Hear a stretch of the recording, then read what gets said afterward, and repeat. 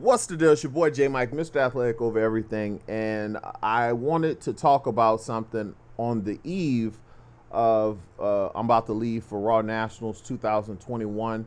The USAPL had to basically combine Raw Nationals, Bench Nationals, Equip Nationals. They had to put it all into one. And it actually kind of threw off what my plan was going to be this year.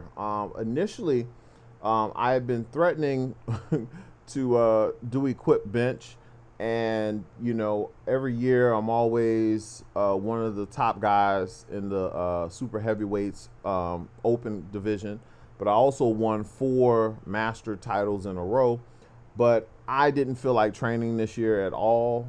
I could have just shown up and won, but that's not what I want to do when I come back to full power. I wanted to concentrate strictly on bench press.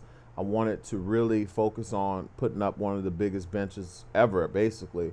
And that's what I've been doing, training really hard, putting up some big numbers.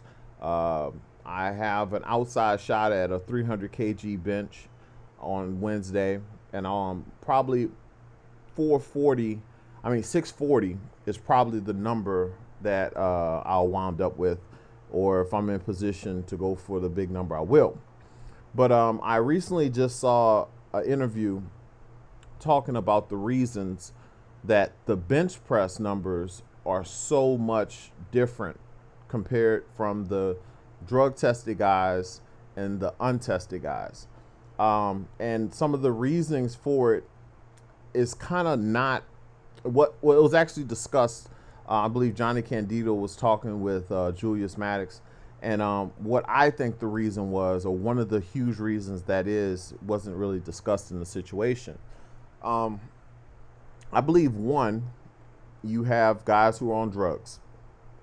If you're on drugs, you're going to probably be a little bit stronger than what you normally will be. I'm not 100%. I'm not 100% sure the percentile. I've heard between 5 and 20% difference. You know what I'm saying? So that means someone like me who benches 660, put me on something, I might bench 820, 830 at 300 pounds or 290 pounds. Can't really say that either. But there's also certain numbers and certain things that are getting put out now.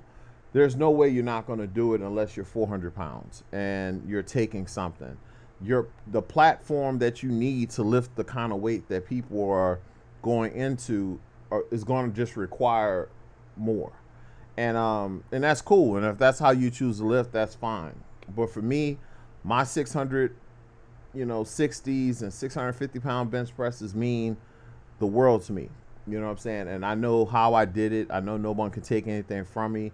They can't say that, oh, you were 400 pounds or you're 500 pounds and you're on all these drugs. No one can say that about me. And I take pride in that. But I saw a video today, and it made me realize what the main difference is.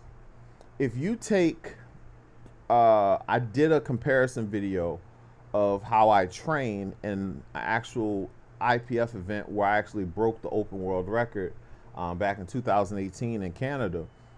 I practice my pauses double an IPF pause or even longer. And if you look at some of the lifts of these big time lifts that are happening, it's flaw. You know what I'm saying? A lot of the guys are getting touch and go commands. They're not getting a start command. The lockouts are funny and weird. And it's mostly because it feels like the referees, in the way that some of these lifts are called, they want the lifter to break these records. In some of the cases, there have been record incentive meets where the lifters are going there to break a record. So if that's the case, you want them to break a record. But I think when you look at the standard in which the drug tested guys are lifting under, it's just a harder bench press. It's just a harder set of rules. The standards are different. In the USAPL, your feet must be flat, head must be down. The pauses are longer in the USAPL and the IPF than there are in other federations. Now, when you say that, they have other organizations that do have drug tested divisions. but they're not as strong. I will say this: I have lifted in the USPA before, had my issues with them over the years, but I have also gone to those meets where they were run very strict. You can find those situations. I've been in situations where my lifts were called really, really strict. So I'm not going to say they don't have the capability, but I think over a period of time, you're just going to find that lifting in the USAPL, IPF, Raw Nationals, IPF Worlds, the standard for the quality of lifts that are expected are just greater. So you're not going to have these outrageous numbers. Like if I was lifting in the USPA or one of these other feds where, you know, they allow the bar to sink a little bit, or you're lifting, it's almost like you're timing it.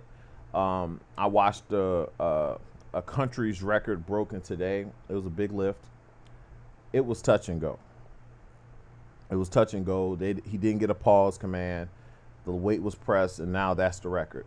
So when you look at some of these numbers, sometimes it's not so much that these people were stronger, better, or whatever. It's the rules in which they're lifting under. And as the lifter, all you can ask for is you can just do your job. It's not your fault that you got a lift that maybe you shouldn't have gotten, or the command was fast and stuff like that. That's too much for you to have to worry about as a lifter. I kind of got into it with the guy because in the comment section, I actually said we're catching up to the dark side, or I'm catching up to the dark side, and that's because the tear that I've been on bench press. You know, I've bench pressed over 650 pounds 5 times. I hit 300 kg, which will be coming out in the documentary. I've done 640, 630. I've put up some crazy ass benches over the last, 3 to 4 months, and I'm catching up. But when you look at the all-time list, I'm number 81 all time, right? Of the 81, there's probably 4 lifters who are drug tested. Not saying that all the people aren't drug free. Some people lift in other federations who don't take drugs, but for the most part, all those people are juiced to the gills. So if you say I'm number 81 all time, and that was recorded in 2018, I feel pretty good about where I'm at. That's legendary to me. And also, I did it in a meet where I broke an open world record for the IPF, as well as all the master records, and I was under 320 pounds. You know what I'm saying? So that 620 pounds I did meant something. But also, when you look at these all-time lists, sometimes it's kind of weird because you might have 6 or 7 people who are tied with the same number, or the difference between number 81 and 60 is 5 pounds, 2.5 kg.